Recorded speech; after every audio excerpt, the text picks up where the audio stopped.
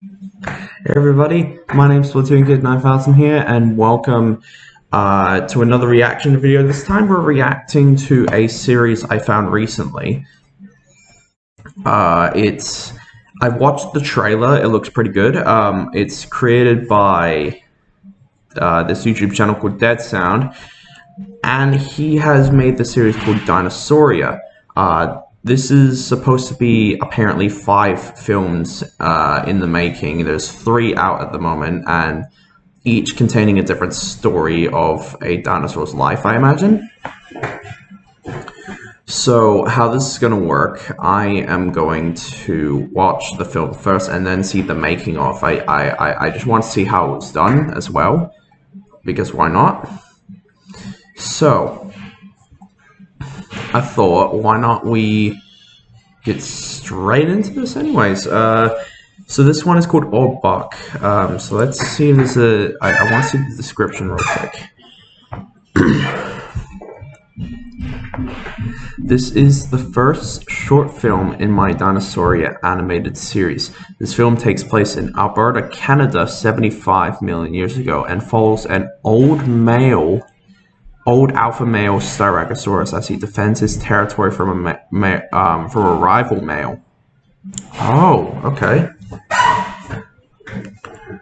So that's the description of the film at the moment. So let's see what happens. I really want to see. Hang on, I'm just going to turn up the volume a little bit.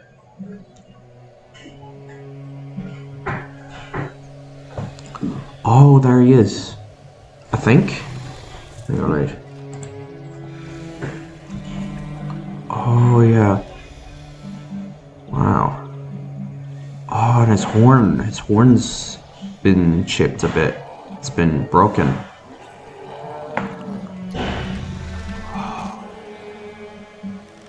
So he's just resting at the moment. Oh! Oh, jeez. What's going on? Was that the alpha male or something? No, the rival male, I mean. Yeah, it looks like the rival battling the herd or something. He's trying to take position. Oh, jeez.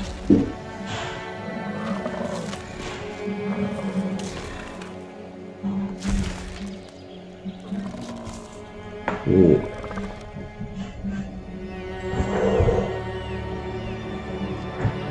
There's the,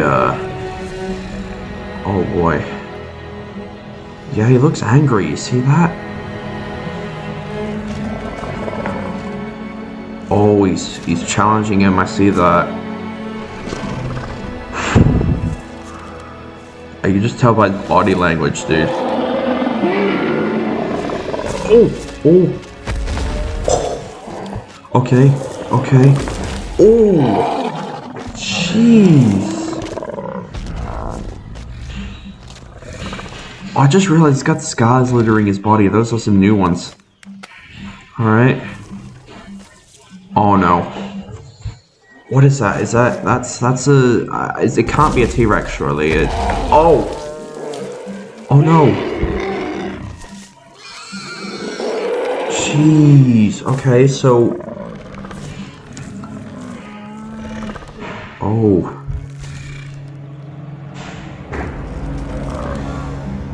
Did he take his position? I think he's done. Dude. I think he's done for. He might not be able to take his position anymore. Will he? He's still not backing down!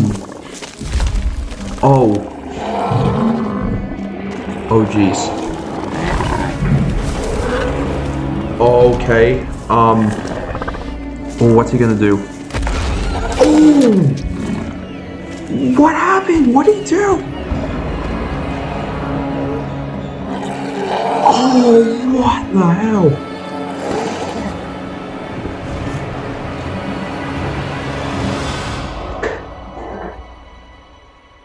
They went for the easy kill. Wow, okay. Oh, is that the end? That seems to be near the end. And he's still got his position, I imagine. Oh, he looks hurt, though. Look at him. Old buck. Oh, jeez. Wow. Wow, man. He looks hurt, though. Jeez, I was good. I was good. I was real good, honestly. Hello, this is David, and thank you for watching the first film in my Dinosauria animated series. This has been a real passion project for me. I can tell, Special that's pretty thanks good. to all of my top Patreon supporters on screen right now. This series would not have been possible at all without these guys. Also, please feel free to check out my behind the scenes video covering this film as well, if you're interested. I think it's a pretty good one. Okay.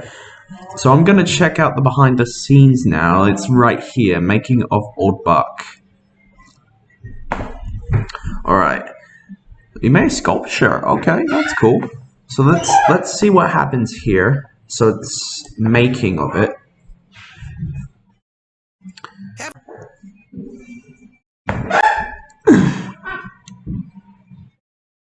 Okay, so we're back again. So I'm gonna check this out. This is making of Old Buck. This obviously the behind the scenes. So let's see how this was made. I really want to see because I can tell you put a lot of effort into it. My name is David, and welcome to the first of many behind-the-scenes videos I'll be making covering my Dinosauria series. Ooh, you're good at sketching, I realize. The Dinosauria series isn't just a series of animated short films. I've been treating this like a very large, multimedia, creative and educational adventure. I've been doing research, writing notes, doing drawings, and making large clay sculptures for each of these films, all compiled into one big sketchbook. The animated short films might be the end result, but there is so much more to these projects that you guys haven't seen yet. So let's get started. Let's see what happens.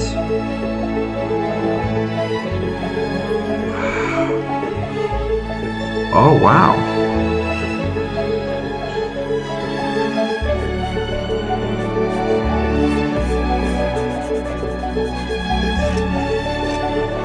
Wow.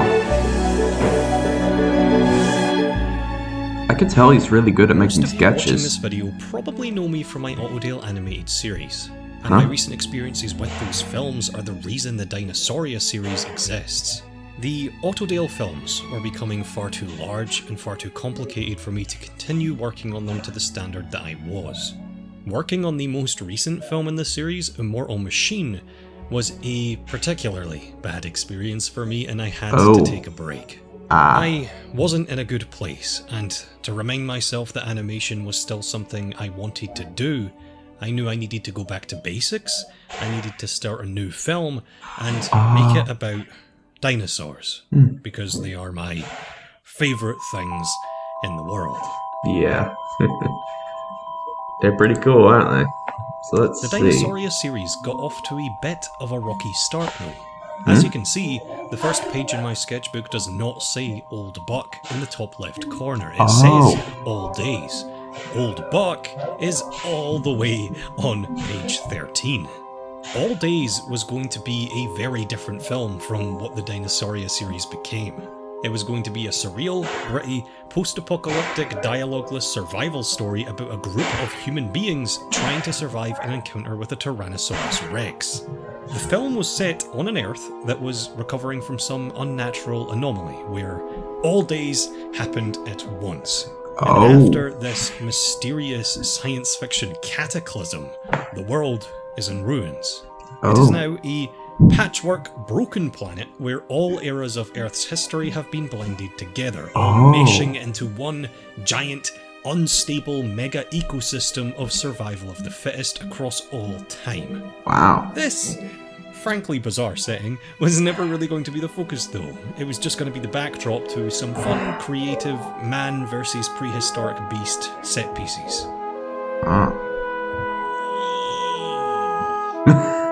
What's that I really roar? like this idea. I even started thinking of making All Days into a series itself, each revealing just a little bit more about that mysterious cataclysm that caused all of this. I was heavily inspired by the work of stop-motion animator and special effects titan Ray Harryhausen for this project. Okay. Ray Harryhausen's one of my favourite people. I've seen all of his films, and I recently got to see a lot of his stop-motion models in person in Edinburgh, which, for a cinephile, dino-obsessed animator like myself, those, was a yeah. pretty heckin' magical experience. Look at all these. I got really close to making this film.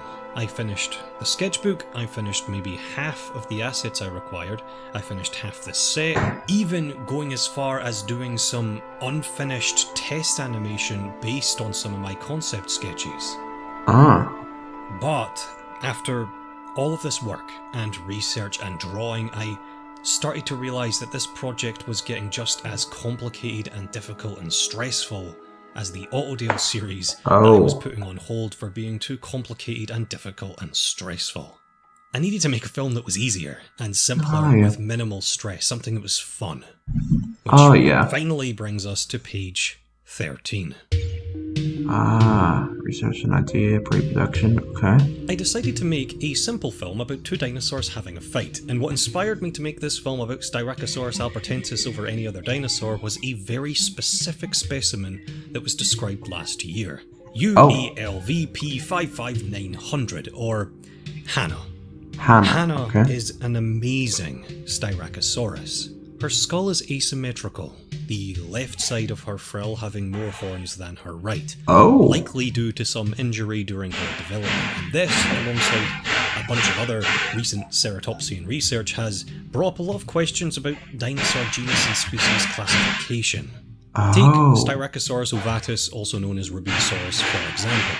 The main thing that made ovatus different from albertensis was its frill horn orientation, facing more inward than albertensis. But if albertensis can now have as much frill horn variation as an asymmetrical animal, how can we say for sure that ovatus isn't just another example of albertensis with inward-facing horns? That's the question that's been brought up recently, and at the moment, ovatus has been merged with albertensis as perhaps a juvenile or a female or an extreme morph of that species. A film following the extreme morph logic. Fellow dino-crazed maniacs may have noticed that the main character in this film, the old buck, himself is based on ovatus. His reveal shot proudly displaying his inward-facing horns. Okay.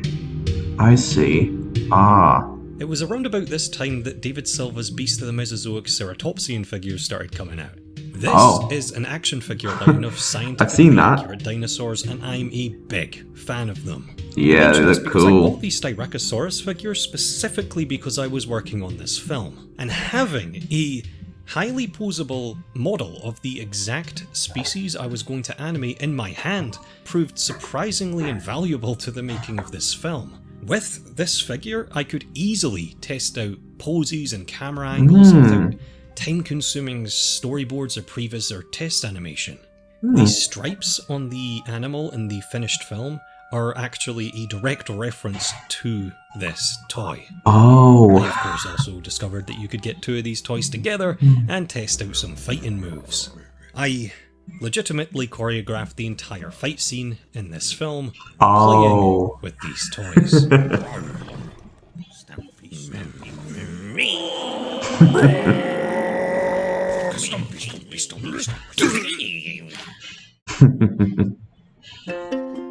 The sculpture. Oh, yeah, you made that. For those of you who follow my work, you'll know that I often make sculptures to accompany my animations. I see. To do the same thing here. I, of course, decided to sculpt a Styracosaurus. It is the main character. For most of the year, in Scotland, where I live, it's below 10 degrees Celsius and raining. But in spring, when I sculpted this, it can get to a lovely 20 degrees, so I could do a lot of the work in my garden, which is probably one of my favourite things to do. Nice. Aw, you got a This cat. strange, fat, fluffy creature often joins me as well. Aw. I began my sculpture without an armature. Instead, I made a bunch of clay sausages in the shape of vague dino body parts, and once they were dry, I glued them all together in a vaguely ceratopsian shape, and then added more and more clay to bulk out the general shape of a Styracosaurus, getting the anatomy and musculature blocked out. For the surface detail, I use pre-made texture plates to make sheets of scaly skin to drape over the model, hiding the seams between each patch with pre-made texture stamps. Wrinkles and scars and all the other surface details are made with a multitude of different tools, but this one is my favourite. I'm pretty certain we don't have any skin impressions from Styracosaurus itself, but we do have skin impressions of Centrosaurus, which is a close enough relative. Yeah. Centrosaurus has a rather typical ceratopsian scale pattern on its upper body. Uniform, smaller, round scales surrounded by semi-evenly spaced, less common, larger scales. A bit like this, and a bit like this. I'm not sure where this comes from, but most of my ceratopsian toys have square-shaped crocodilian-looking scales on their undersides, so I copied that for my model as well. Okay. For painting, I spray painted the model with a grey primer and used acrylic paints and brushes to mimic the colour scheme seen in the animated short film, with a mostly grey body, lighter stripes, and pink highlights. Yeah. And, as per usual, while waiting for the paint to dry between coats, I highly recommend serenading the sculpture. That's life, and I can't deny it. That right there is the secret ingredient.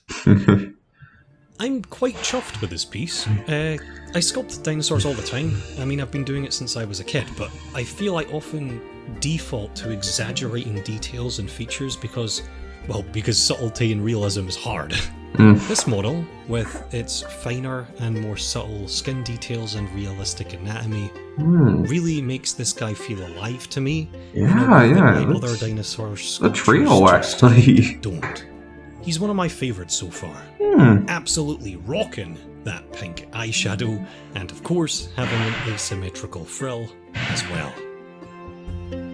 It actually looks real. Like I can imagine this being the real this Styracosaurus in a way. Cool. Story. Oh yeah.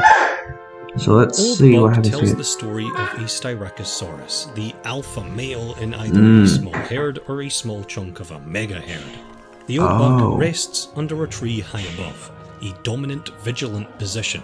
Twigs and foliage from the tree litter his frill like a crown, indicating that he's held this position for a very, very long time. A rival male enters the scene and tries to assert his dominance over the group, bullying a younger male and challenging the old buck. The outcome of this fight is foreshadowed the moment that this film starts. When the old buck is resting high above his herd, his body is shown to be covered in scars and his nasal horn is badly chipped. Over the course of the film, you get to see the kinds of actions that led to these injuries. Numerous rakings have scarred his sides and numerous stabbings have chipped his horn. He has done this many, many times before. Wow. He's a pretty loyal alpha, isn't he? This film shows the old buck return to his post, utterly exhausted and with a fresh collection of scars. Still vigilant over his herd, but growing weaker and weaker. Weaker. Oh, his time will come.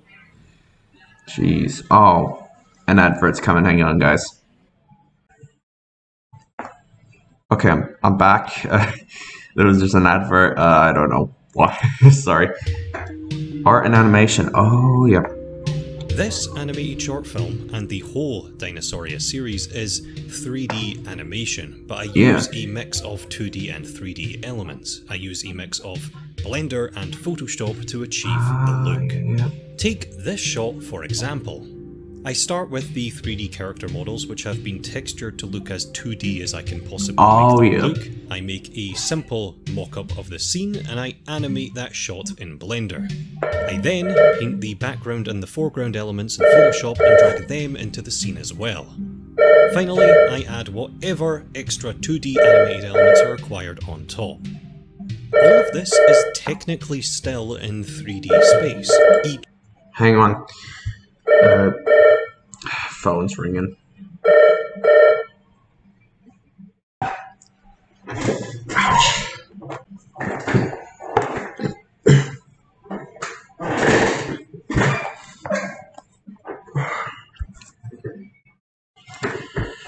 Sorry, I'm currently in my dad's office, so the phone next to me started ringing. I don't know why, but yeah, it's probably going to do that for a little bit. Let's just continue.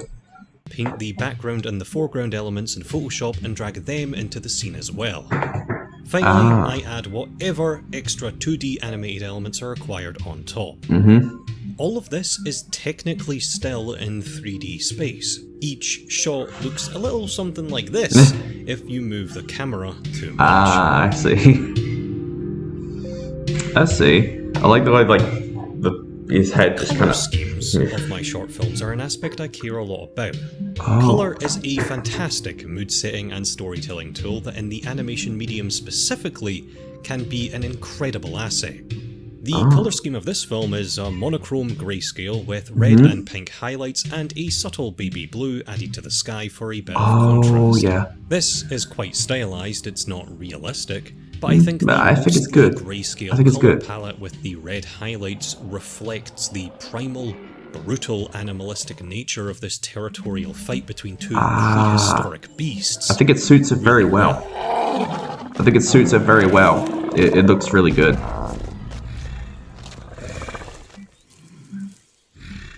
Okay. Oh, featured species. Okay. So we had Styracosaurus and I think Lambeosaurus. What about that Tyrannosaur? This film takes place in Alberta, Canada, 75 million years ago. The star of this film, and the first animal featured, is the centrosaurine ceratopsid Styracosaurus albertensis. I wanted to create a decent amount of logical variation among my herd of Styracosaurus. Oh, yeah. We have 5 total unique models: a male, a female, a juvenile, the young buck, and the old buck. Putting all of the males together, the generic male, the younger buck, and the old buck next to each other, you can see a gradual increase in the boldness of the white stripes across the animal's back and horns as they age and become more sexually mature. The youngest individual having the least amount of stripes and the oldest individual having the most. Stripes that the juveniles and the females do not have at all. The old buck's frill is also pink, and in one of my favourite details of the film, the females and the other males do not have this pink accent at all, but all of the juveniles do.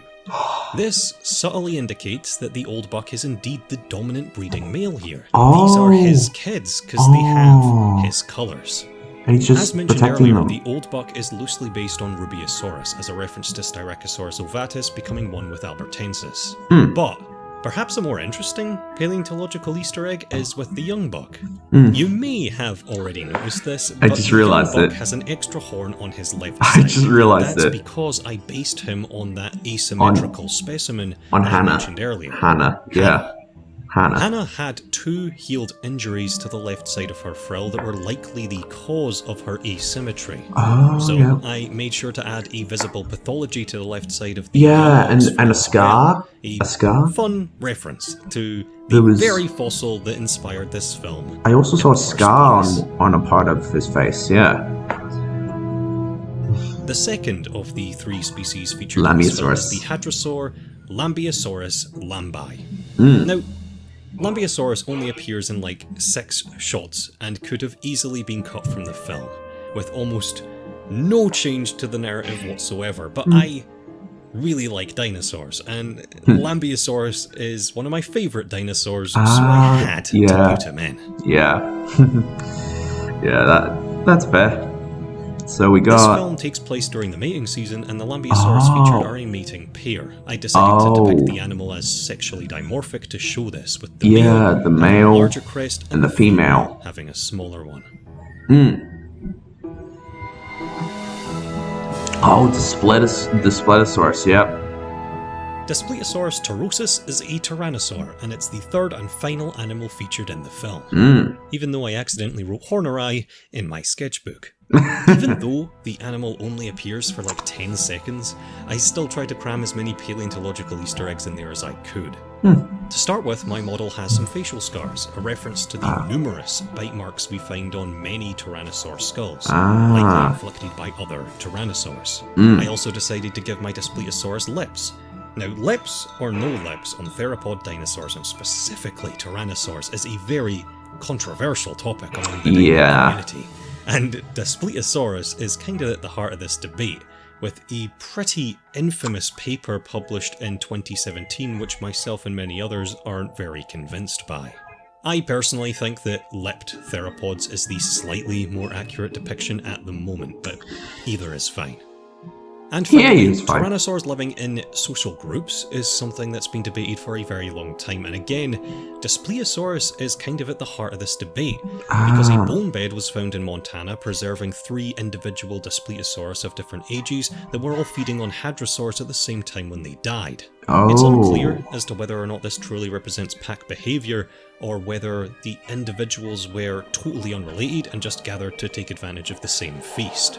In reference to this discovery in my film, I made sure to have 3 Displeosaurus gather on the top of that hill, and I tried to keep it vague as to whether or not this is representing a social group, or 3 totally unrelated animals, all taking advantage of the same situation.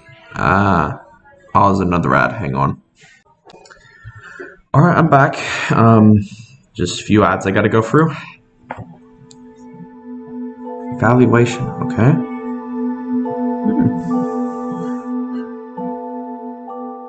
I've talked about some of the paleontological bits and bobs that went into my creative decisions working on this film, but I'm not totally sure if I'd call this film particularly scientifically accurate as a whole.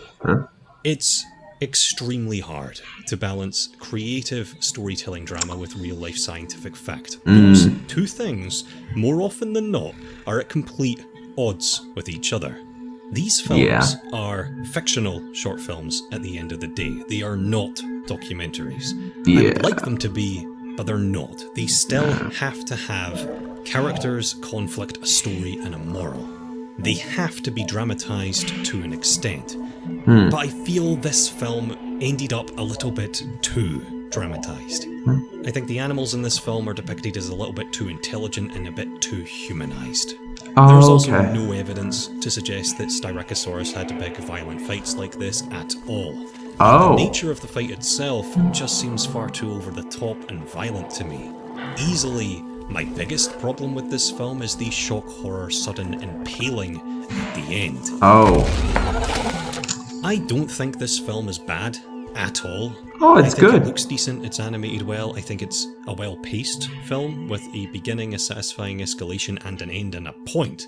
But this film was conceived and choreographed by smashing 2 dinosaur toys together, and to me, it certainly shows. I didn't even know at the start.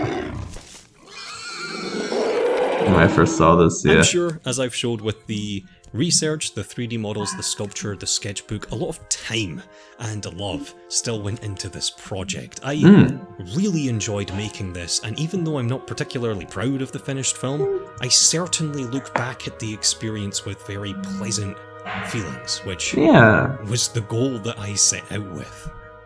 This film is extremely close to my dear old heart. Before this, I was working for months and months on a project that I hated, and I was seriously considering stopping. But this simple, fun dinosaur film reminded me that I still enjoy this. I mean, it was wonderful researching, feeling inspired, drawing, sculpting, and animating something I love again. In fact, I mean, I enjoyed working on Old Buck so much that it grew into a whole creative entity of its own. It spawned this entire series, becoming the first of 5 animated short films so far. And trust me, this is easily the weakest of the series in my opinion. The films just get better and better from here. Nice. Oh, this is the next one, isn't it?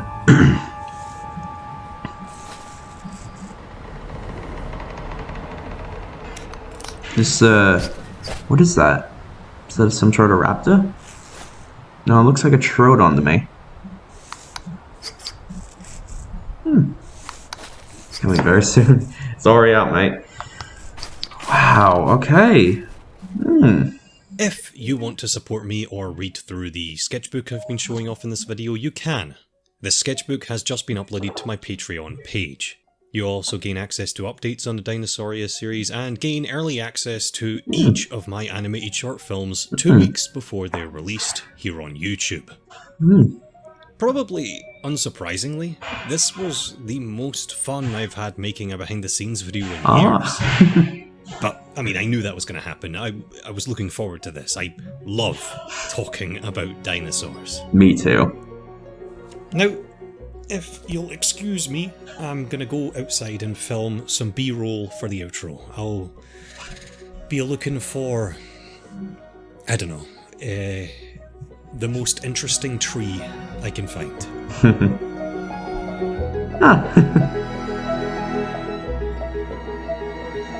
Special thanks to all my top Patreon supporters on screen right now, hopefully scrolling over some footage of a cool tree. I could not have made this series without these people. You guys have supported me through some extremely important healing months of my life, and I really cannot thank you enough for that. But I can give you this tree. Eh? It's pretty cool.